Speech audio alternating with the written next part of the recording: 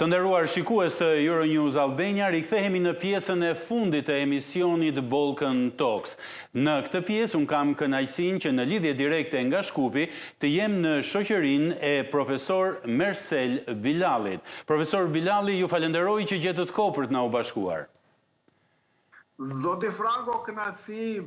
respekt juve, respekt profesorit di ty që e kështu me radhë. Ju falenderoj. Profesor, doja që ta fillonim bashk.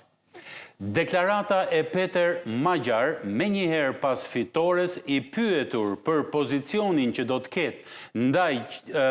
faktit që ish kryeministri i Republikës së Maqedonisë së Veriut, Nikola Gruevski, i dënuar në formë të prerë nga gjykatat në Maqedoninë e Veriut, vazhdon dhe ruan çështjen e ka azil politik në Hungari, ka deklaruar: është e papranueshme që Hungaria të shërbejë si streh për politikan të dënuar për korrupsion. Si e lexuat ju këtë deklaratë?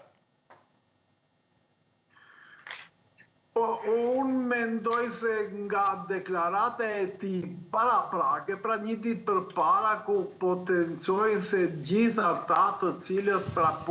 nuk janë politikisht të pranuar në azilet politik cilët i ka ofruar pra regjimi Orbanit, por për vepra kriminale të gjithë do të kthehen pra në vendet e tyre. Pra nuk kuptohesh edhe për dy funksionar publik të cilët i takonin pra Polonisë dhe mandej një ditë më vonë potencoj me emër mbi emër edhe ish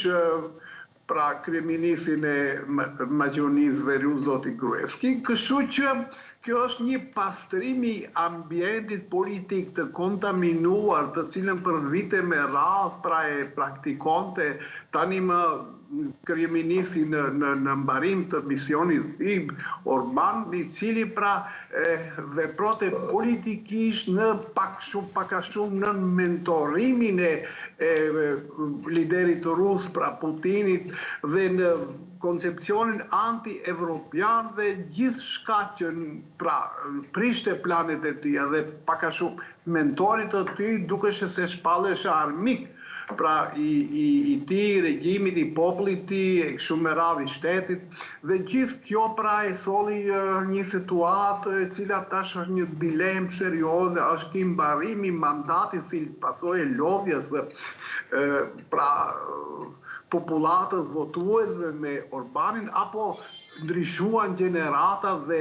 pa dilem se generatat e reja kërkojnë diçka krejt të re dhe lodhen me manipulimet permanent që kërkojnë gjueti të shtrigave, e cila ishte pjesë e praktikës së Orbanit.